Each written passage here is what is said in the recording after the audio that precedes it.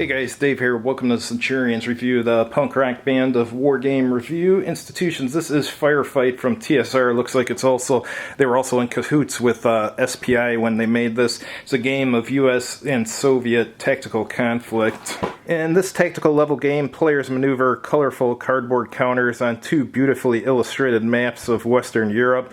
These colorful counters represent the infantry fire teams, armored personnel carriers, and tanks both sides would use in combat during the 1980s. Additional counters represent the smoke wrecks, mines, and improvised positions likely to be found in a modern battlefield.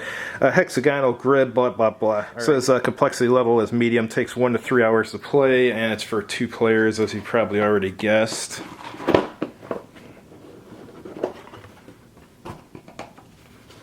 Here's the rules of play. Starts out with an introduction, then goes over the game components. Notice the forces don't seem to have a combat strength or anything written on them. Interesting, they got a number and what type of counter it is. Alright, and then sequence of play, you have a direct fire phase, a movement phase, a suppression marker removal, then an indirect fire phase, and then end a game turn phase. And here's some observation rules. Looks like it's got defilade rules. Here's your firing rules. Restrictions on fire, multiple fire attacks. Here's direct fire and opportunity fire. And your movement rules. And stacking, you can stack up to 4 friendly units in the same hex. And it's got transport and opportunity fire rules. And here's some more indirect fire rules. Looks like the indirect fire rules are pretty detailed. And here's the scenarios 1 through 4. And here's the more advanced rules. They call it Firefight Tools 2. It's a collection of rules which modify and expand the foundation rules of Firefight 1, such as modified observation rules, dummies, effects of height and contour and on observation, smoke rules, overwatch fire, mounted combat, suppressive fire.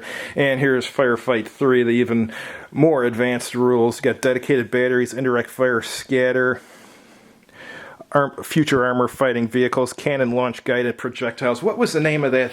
I think it was called the Fog M. It was also called Copperhead, fiber optically guided missile for, I think, a 155 howitzer or something. I wonder if that's what they're referring to.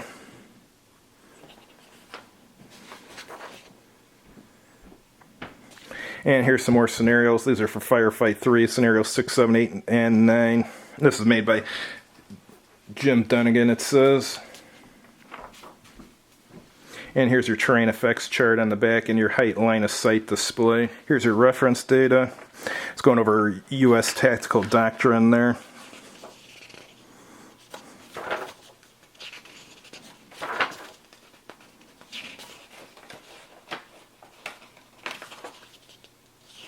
Got quite a bit of information there.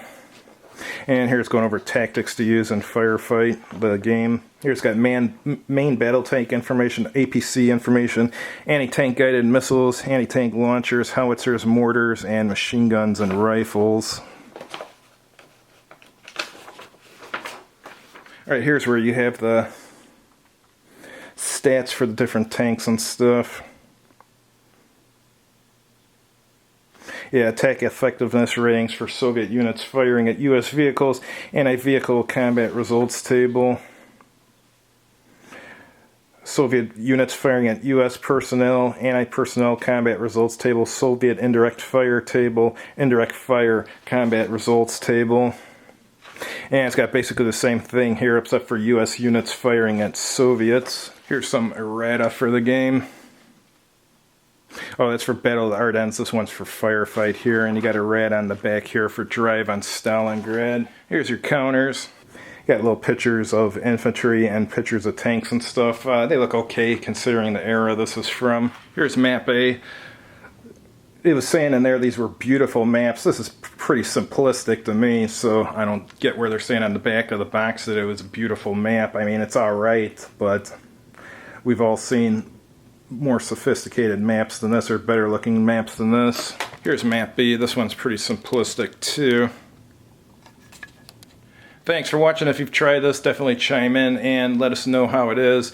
And as always, have a good evening.